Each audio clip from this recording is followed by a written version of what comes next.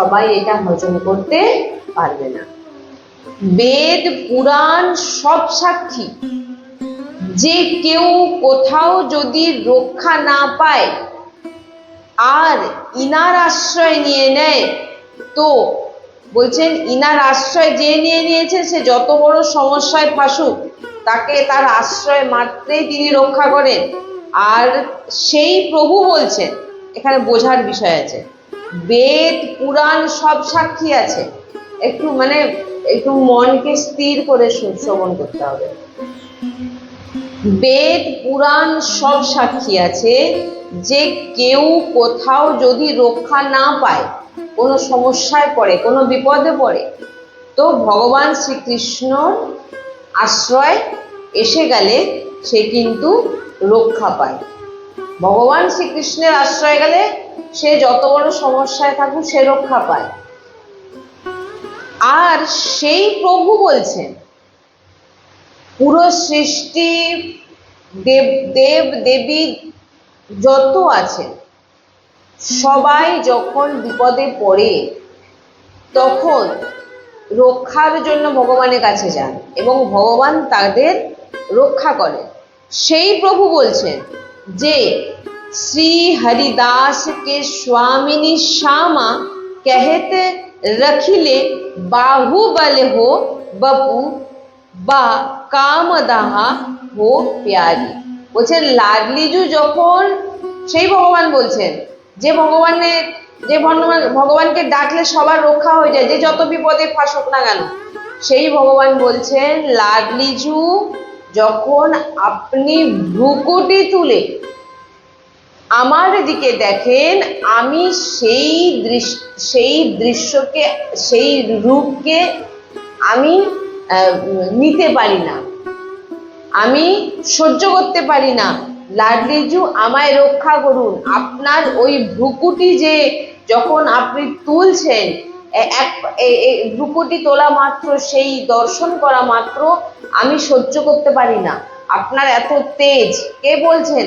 যিনি সবাইকে রক্ষা করেন, জিনার বন্দনা সুখ নারদ ভীষ্ম মুখেই আদি মহাপুরুষরা জিনার বন্দনা করেন, জিনার ধ্যান করেন, সেই ভগবান বলছেন যে লাডলিজুর শুধু ভ্রুকুটি একটু তোলা মাত্র সেই তেজ তিনি সহ্য করতে পারছেন না। লাডলিজু আমায় রক্ষা করুন, ভগবান শ্রীকৃষ্ণ বলছেন। প্রেম তৃষ্ণার মূর্তিমান স্বরূপ আমাদের শ্রীকৃষ্ণ। প্রেম তৃষ্ণার, আপনারাই ভাবুন না, যখন কোনো ভক্ত প্রেম ভরে ভগবানকে ডাকে, ভগবান কেমন তার কাছে অধীন হয়ে যায়। আর প্রেম মূর্তি বলা হয়েছে লাডলিজুকে, রাধারানীকে। তাই বলছেন যে প্রেম তৃষ্ণার মূর্তিমান স্বরূপ আমাদের শ্রীকৃষ্ণ। এই প্রেম তৃষ্ণার যে আগুন আমাকে জ্বালাচ্ছে, কেবল এর শান্তি কেবল আর কেবল আপনার কৃপা কটাক্ষে, আপনার বাহু বলেই আমার এই প্রেম তৃষ্ণা মিটবে। ভগবান শ্রীকৃষ্ণ বলছেন যে এই যে প্রেম তৃষ্ণার আগুন, আপনি চৈতন্য মহাপ্রভুর যে লীলা যখন শুনবেন, তিনি প্রেমে কেমন বিভোর হয়ে যাচ্ছেন। কলিযুগে ভগবান শ্রীকৃষ্ণ কোন লীলাতে আপনি দেখেছেন যে কোনো জীব দু বাহু তুলে কৃষ্ণ কৃষ্ণ বলছে? এ তো করুণাময়ী, কৃপাময়ী, বরসানে বালি রাধারানী স্বয়ং প্রকট হয়েছেন চৈতন্য মহাপ্রভু মিলিত স্বরূপ ভগবানের। কিন্তু হৃদয়ে, বাইরে কৃষ্ণ, কিন্তু হৃদয় হচ্ছে পূর্ণরূপে রাধারানী। সেই রাধারানী এত কৃষ্ণ প্রেম, এত ভগবান শ্রীকৃষ্ণের প্রতি প্রেম, যে কৃষ্ণ নাম তিনি যেভাবে উচ্চারণ করতেন, সেই উচ্চারণ করা মাত্রই যত জঙ্গলে যত জীবজন্তু ছিল সবাই দু বাহু তুলে কৃষ্ণ কৃষ্ণ বলছে, যেটা ভগবানের কোনো লীলাতে ভগবান এটা করেন। আপনি একটা লীলা দেখান যে জীবজন্তু দু বাহু তুলে বলছেন কৃষ্ণ কৃষ্ণ, নৃত্য করছে। কেন? কারণ হৃদয়ের মধ্যে যে ভাবটা হচ্ছে রাধারানী, হৃদয় রাধারানী। কি বলছি? ওই জন্য বলছেন যখন জগন্নাথ ভগবান আর চৈতন্য মহাপ্রভু যখন আলিঙ্গন করতেন বলছেন সাক্ষাৎ রাধা মাধব আলিঙ্গন করছে। বইগুলো বাইরে থেকে কেউ বুঝতে পারবে না, ভিতরের যে পাওয়ার সেটা রাধারানীর। কৃষ্ণ কৃষ্ণ কে বলে? রাধারানী। চৈতন্য মহাপ্রভু কে? রাধারানী। রাধা বাইরে কৃষ্ণের স্বরূপ কি, তিনার বর্ণ কি? গৌর বর্ণ। এই প্রেম বোঝাটি ভগবান শ্রীকৃষ্ণ কেন এইরকম রূপ নিয়েছিলেন, যে রাধারানীর যে প্রেম শ্রীকৃষ্ণের প্রতি সেটা আস্বাদন কিভাবে রাধারানী করে সেইটা বোঝার জন্য তিনি এই সমস্ত লীলায়, এ সমস্ত রস যখন তিনি ভাবে ডুবে যেতেন চৈতন্য মহাপ্রভু, তিনার লীলা যখন পড়বেন মাংসপিণ্ড হয়ে গেছিলেন কৃষ্ণ নামে। এই বলছেন যে এই যে প্রেম তৃষ্ণা, মূল প্রেম জেনে নিন, যত সাধনা যা কিছু বলুন অন্তিম হচ্ছে প্রেম, আর কিচ্ছু নেই। প্রেম তৃষ্ণার যে আগুন আমাকে জ্বালাচ্ছে, ভগবান বলছেন কেবল এর শান্তি কেবল আপনার কৃপা কটাক্ষে, আপনার বাহু বলেই এই তৃষ্ণা মিটবে। কৃপা কটাক্ষ আমার দিকে, আমি আপনাকে দর্শন করতে পারছি না, আমি আপনার ওই তেজকে সহ্য করতে পারছি না, আপনার প্রতি আমার যে প্রেম হৃদয়, রাধারানী এই যে সামান্য বাৎসল্য প্রেম, মা আর পুত্রের প্রেমটাই আপনি ভাবুন না, বাৎসল্য প্রেম ছিটে ফোটা। আর এই পুরো প্রেমের সিন্ধু হচ্ছে রাধারানী, যেখান থেকে প্রেম শব্দটি এসছে, যিনি প্রেমের মূর্তি। তাই লাড্লিজু আপনি আমাকে রক্ষা করুন, আমি নির্বল দীন বেচারা, আমার মধ্যে সামর্থ্য কোনো নেই আপনার সামনে দাঁড়ানোর মতো। নিকুঞ্জের কথা, ঘরের ভিতরের কথা হচ্ছে এটা। এই হলো আমাদের লাডলিজু। ভগবান নিজেকে বেচারা বলছেন, দুর্বল বলছেন, অসমর্থ বলছেন, যে আপনার সামনে দাঁড়ানোর মতো, আপনার দিকে আপনাকে দর্শন করার মতো যে শক্তি। বলেন নিকুঞ্জে যখন ভগবান প্রবেশ করেন তখন ভগবান রাধারানীর নেত্রের দিকে দর্শন করতে পারে না, মূর্ছিত হয়ে যান। সবসময় রাধারানীর চরণের দিকে তিনার দৃষ্টি থাকে। কি বলতে বুঝতে পেরেছেন? কারণ নেত্রের দিকে যখন দৃষ্টি যায় তখন ভগবান শ্রীকৃষ্ণ কি হয়? মূর্ছিত হয়ে যায়। মেরে নয়না ইরে হি জানে, বলছেন কেউ বলবে যে এ তো অনেক বেশি বেশি করে বলছেন, ভগবান শ্রীকৃষ্ণকে বেচারা বলছেন। অনন্ত কোটি ব্রহ্মাণ্ড নায়ককে কেউ বেচারা বলে দেবে, কেউ অসমর্থ বলে দেবে, কেউ বলহীন বলে দেবে, এটা কারোর সামর্থ্য নেই। যদি সামর্থ্য হয়ে থাকে তো শুধু নিকুঞ্জবাসীদেরই সামর্থ্য, ব্রজবাসীদেরই এইরকম সামর্থ্য আছে যে ভগবান শ্রীকৃষ্ণকে আপনি দেখুন না, কাউকে বলতে বলুন, ভয়ে কেউ বলবে না, কিন্তু ব্রজবাসী আর নিকুঞ্জে ভগবান স্বয়ং নিজেকে বলহীন বলছেন লাডলিজুর কাছে। ব্রজে দেখুন না, কানাইয়াকে ভগবান বলে কেউ মানেই না, কানাইয়াকে তার হৃদয়ের, তার ঘরের বাচ্চা কেউ যে যে রূপে দেখে। আপনি সেখানে গিয়ে বলবেন যে এক ভক্ত, আমি যে শুনিয়েছি আগে, এক ভক্ত বারসানায় গেছে জন্মাষ্টমীতে, এখন অভিষেক হচ্ছে, তো না রাধা অষ্টমীতে গেছে, অভিষেক হচ্ছে। তো যখনই অভিষেক হয়, লাডলি লালের অভিষেক হয়, তো অভিষেকে দেখাচ্ছে যে দর্শন করছে সেই ভক্ত যে শুধু রাধারানীর অভিষেক হচ্ছে, কানাইয়াজি নেই পাশে। তখন তিনার মনে ভাবনা, অনেকের মনে এরকম ভাবনা জাগে, এটা কেন হচ্ছে। তো তিনিও এক মহান ভক্ত, যাই হোক, তো তিনি গিয়ে বলছেন যে কানাইয়া, যে আমাদের ভগবান শ্রীকৃষ্ণ কেন পাশে নেই রাধারানীর পাশে। ব্রজবাসীর মুখ তো অন্যরকম, ভাষা অন্যরকম। বলছেন দেখুন আপনাদের কানাইয়া ওই ভিড়ের মধ্যে কোন কোণে বসে বসে আমাদের রাধারানীর অভিষেক দর্শন করছে। অভিষেক উনাকে এখানে করানো হয় না, অভিষেক উনি দর্শন করেন রাধারানী। ব্রজবাসীর ভাব, সে ভাবের সঙ্গে মানে এই জন্য বলছি না, এই সমস্ত লীলা শোনার আগে, বোঝার আগে খুব বৃন্দাবন রজ মাখতে হবে, তবেই গিয়ে বুঝতে পারবে না। রজ উপসেবী তিনাদের সঙ্গ করতে হবে। তাই লালজু বলছেন যে তুমি কি জানো যে আমার নয়ন জানে। অনেকে তো বলতে পারে যে এগুলো একটু বেশি বেশি বলা হচ্ছে না ভগবানকে।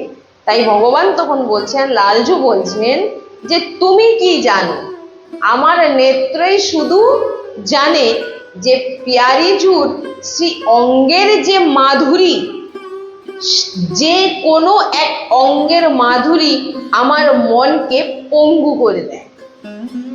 শুধু ভ্রুকুটি, নেত্র, বলেন এক এক সন্তের মুখে শুনেছি যে শ্রীজির বস্ত্র, শ্রীজির আভূষণ, যে গয়নাগাটি, সেগুলোকেই তিনি হাতে নিয়ে মূর্ছিত হয়ে যান। এখানে গয়না বস্ত্রের কথা বলা হচ্ছে, সাক্ষাৎ যখন লাডলিকে দেখেন তিনি এমনি মূর্ছিত হয়ে যান। অনেক পাওয়ারফুল, সে অনেক শক্তি যেগুলো বর্ণনা করা যায় না। অখিল ব্রহ্মাণ্ড নায়ক ভগবান শ্রীকৃষ্ণ, তিনাকে যিনি শক্তি কারেন্ট দিচ্ছে তিনি হচ্ছে আমাদের রাধা প্যারী।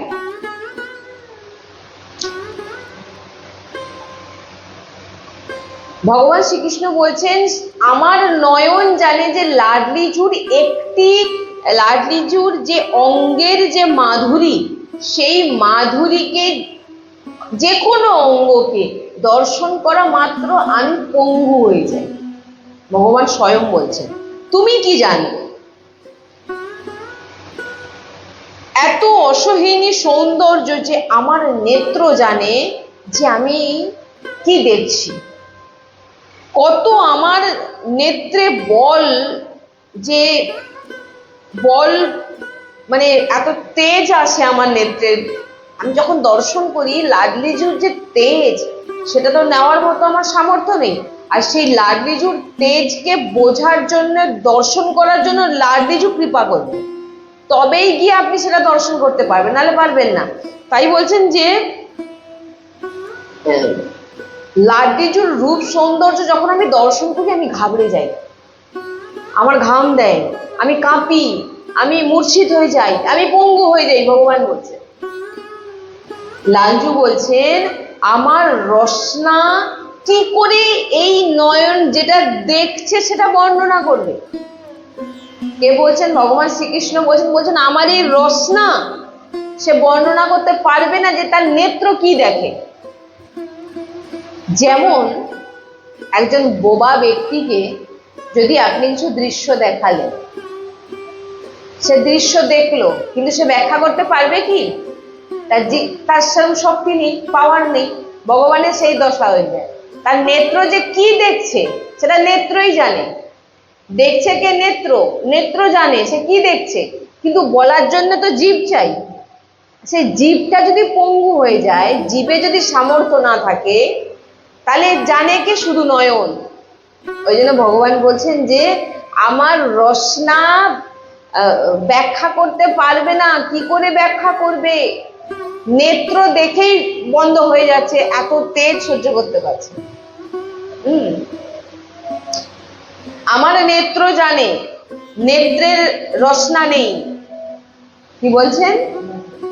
নেত্রের, চোখের কোনো তো জীব নেই, চোখ কথা বলতে পারে না। এখানে ভগবান বলছেন নেত্রের রসনা নেই, তাই নেত্র বলতে পারে না যে সে কি দর্শন করছে। আর রসনা বলবে কি করে? রসনার নেত্র নেই, আর সে অনুভব করতেও পারছে না। তাই জন্য বলছেন যে নেত্র যে কি দেখছে সেটা এই রসনা দিয়ে, এই জীব দিয়ে ব্যাখ্যা করা যাবে না। যদি জীবের যদি নেত্র থাকতো বা নেত্রের যদি রসনা থাকতো, তবে যদি বসে বর্ণনা করতে পারতো।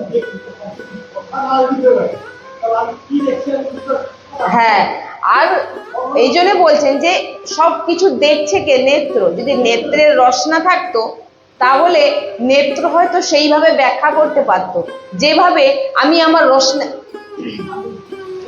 রসনা দিয়ে আমি ব্যাখ্যা করতে পারছি না। লালজু মহারাজ হিত সাজনীজুকে বলছেন, শ্রী হরিবংশ মহাপ্রভুকে বলছেন যে আমি আকাঙ্ক্ষা করি যে আমি কোমল হয়ে যাই। হিত সাজনীজু সহচরী সবসময় লাডলির কাছে যাওয়ার আগে তার অষ্টপটরানী যত সখী সহচরীর কাছে আগে তিনাদের কাছে পাস নিতে হবে, তবে গিয়ে রাধারানীর কাছে। সে ভগবান শ্রীকৃষ্ণের বেলাও একই, আলাদা কিছু নয়। সহচরীর স্থিতি অনেক উচ্চ স্থিতি। হ্যাঁ, তো লাডলিজু বলছেন হিতসাজনীজুকে, হরিবংশ মহাপ্রভুকে, যেটা হিতসাজনীজু বলা হয়, যে সখী আমি আকাঙ্ক্ষা করি যে আমি কোমল হয়ে যাই আর যে প্রিয়াজুর শ্রী অঙ্গের সেবাতে যেন লাগি। কোমল মানে আমি পদ্ম হয়ে গিয়ে কোমল হয়ে যে মালা লাডলিকে অর্পিত করা হয়, আমি যেন সেই কোমল হয়ে লাডলিজুর সেবাতে লেগে যাই। কারণ আমি এই নেত্র দিয়ে, আমি রসনা দিয়ে, কোনো অঙ্গ দিয়ে আমি লাডলিজুর যে তেজকে আমি নিতে পারছি না, কিন্তু আমি লাডলিজুর সেবা করতে চাই, যেটা শুধু সহচরী ইনাদেরই শুধু এই শ্রীজির সেবা শুধু সহচরী করে। দাস সহচরী মঞ্জুরি আরো আছে। আর তো সহচরী সব থেকে কাছে যে সখী আছে। হ্যাঁ, তো তাই বলছেন যে এমন আমি লাডলিজু নিজের ওই কোমল দিয়ে, লাডলিজু নিজের ওই পুষ্প দিয়ে লাডলিজুকে আমি যেন শৃঙ্গার করাই, আর এমন আমি শৃঙ্গারের আভূষণ হয়ে যাই, এমন আমি প্রিয়াজুর বস্ত্র হয়ে যাই যে প্রিয়াজুর শ্রী অঙ্গের স্পর্শ পাই। ভগবান শ্রী হিতসাজনীজুকে বলছেন আমাকে পুষ্প বানিয়ে দাও, আমি যেন শ্রীজির সেবাতে থাকি। আমাকে বস্ত্র বানিয়ে দাও, যেন আমি শ্রীজির অঙ্গকে স্পর্শ করতে পারি। আমাকে আভূষণ বানিয়ে দাও, আমি যেন শ্রীজির গলায়, হাতে, চতুর্দিকে যেন আমি শ্রীজিকে স্পর্শ করতে পারি। মানে ভাবুন ভগবান শ্রীকৃষ্ণ কি চাইছেন। আমি লাডলিজুর নয়নের অঞ্জন হয়ে যাই, কাজল। তাই বলছেন কাপি রমণী। হ্যাঁ, আমাদের শ্রী লালজির এই যে প্রেম উৎসব, এই যে রাস উৎসব, এখানে কিঞ্চিত মাত্র এই যে রাস হয় না, এখানে এগুলো রাসে প্রবেশ করা, রাস শ্রবণ করা, এই জন্য ভাগবতের একদম মাঝখানে রাস দেওয়া হয়েছে। মাঝখানের অনেক শেষের দিকে রাস দেওয়া আছে। দশম স্কন্ধের আপনি ভগবানের যে লীলার মধ্যে রাস, সেটা হচ্ছে প্রথম থেকে আপনি যখন পুরো ভাগবত শুনতে শুনতে রাম অবতার হওয়ার পর, কৃষ্ণ লীলার পর, তারপরে গিয়ে রাস, কৃষ্ণের মাখন চুরি ইত্যাদি যে লীলা আছে, প্রথমে আপনি হজম করতে পারবেন না। সুখদেবজিও বলেন এ কি শুনছি। হ্যাঁ, এগুলো বোঝার জন্য অনেক অনেক কৃপার প্রয়োজন আছে। আর খুব বৃন্দাবনের রসিকদের সঙ্গ করতে হবে, রসিকদের শ্রবণ করতে, তবেই গিয়ে আপনি সহচরী মুখেই বলে দিয়ে আমি সহচরী হতে চাই, কিন্তু সহচরীর কি সেবা সেটা আপনি জানেন? সহচরী কি সেবা করে সেটা আপনার জানা আছে? সহচরী যে সেবা করে সে সেবা ভগবান করার জন্য লালায়িত হচ্ছেন। যে সেবাকে করার জন্য ভগবানকে স্বয়ং সহচরীদের সামনে হাত জোড়ো করতে হচ্ছে, চাটুকারিতা করতে হচ্ছে, এরকমও বলেছেন রসিক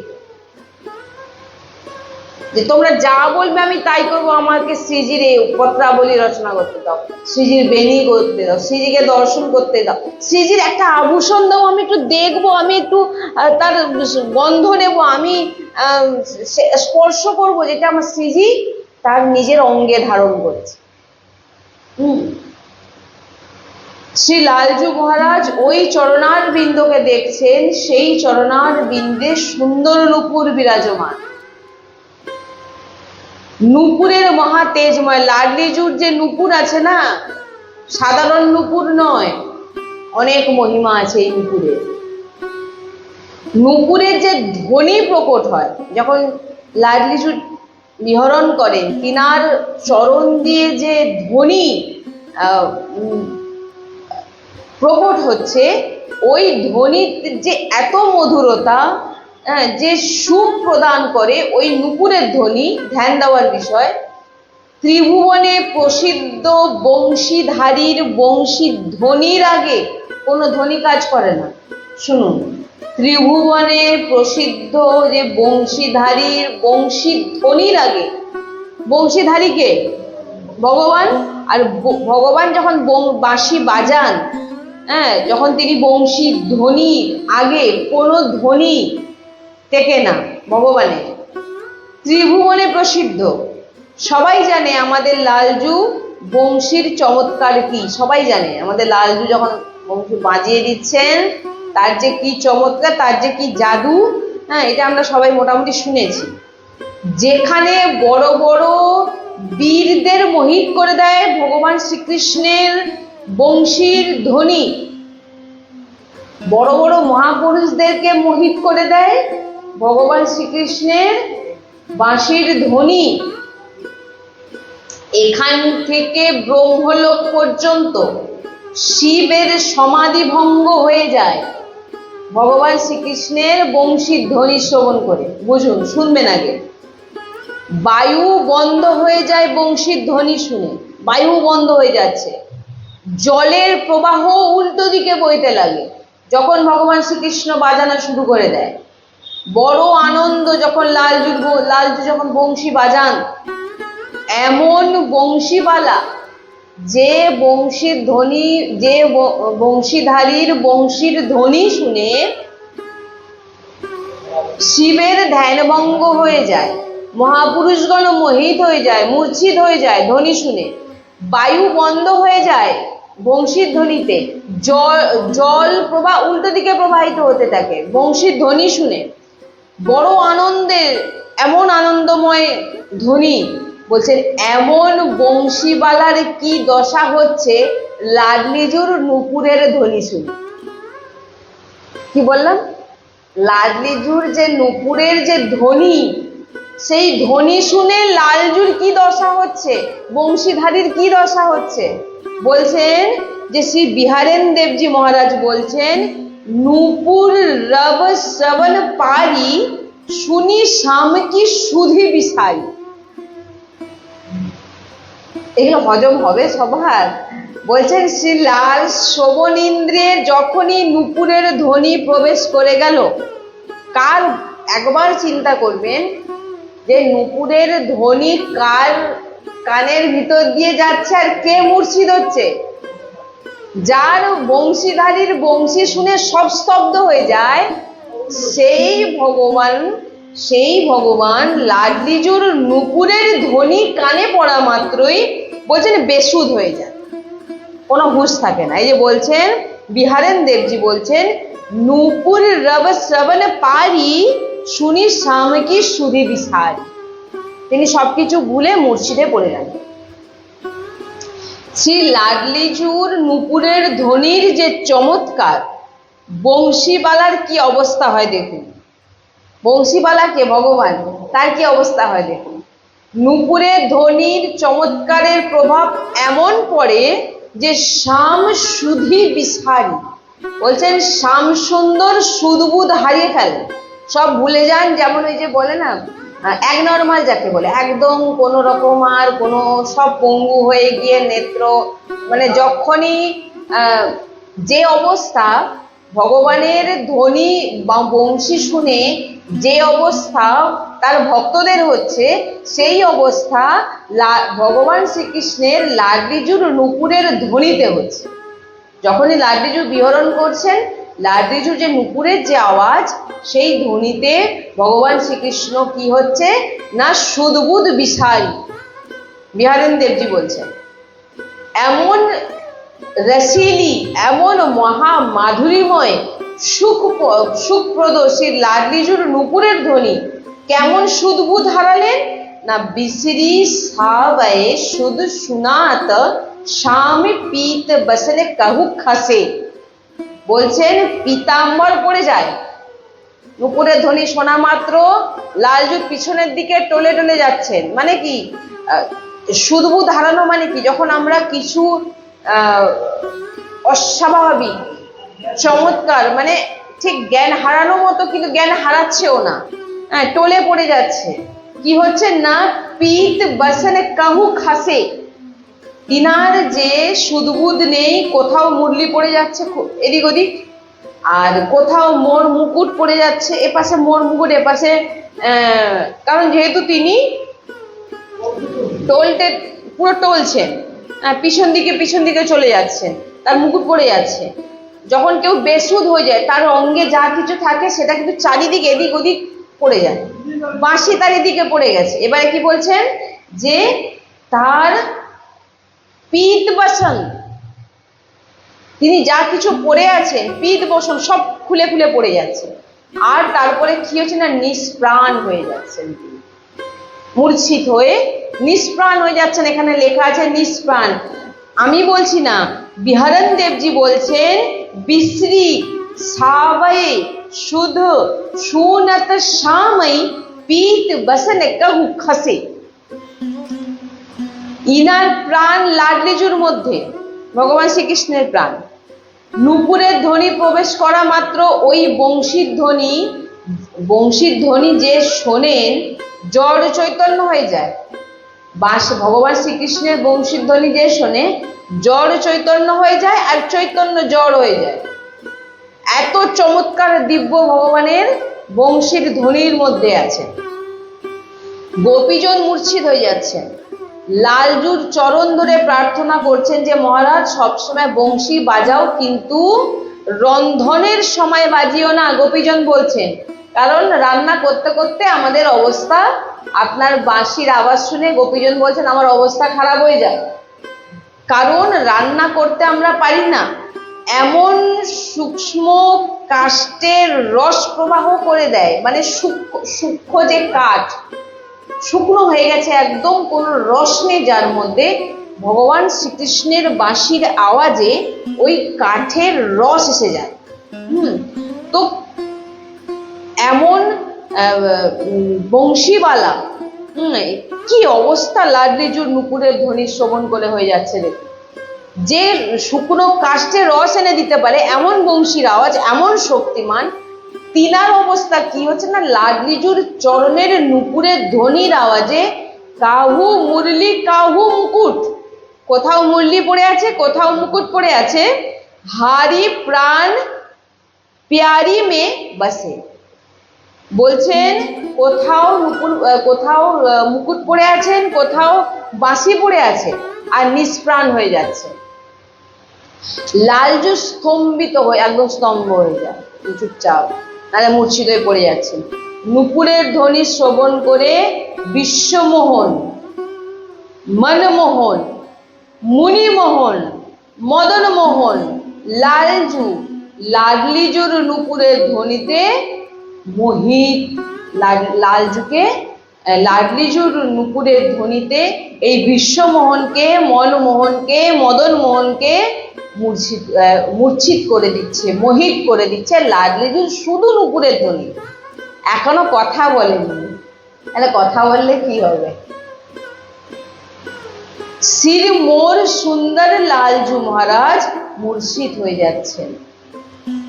সখী বলছেন হে লাডলিজু, যা ভগবানের এমন অবস্থা দেখছেন, লাডলিজুকে বলছেন হে লাডলিজু, চরণার বিন্দের, আপনার যে চরণার বিন্দের যে নুপুরের ধ্বনি শুনে বেসুধ হচ্ছেন যে লালজু, কোনো সুদবোধ নেই, নিষ্প্রাণ হয়ে গেছে। সখীরা দেখে তখন তো লাডলিজুকে ইশারায় বললেন স্বামিনীজু আপনি এমন কিছু করুন যাতে লালজু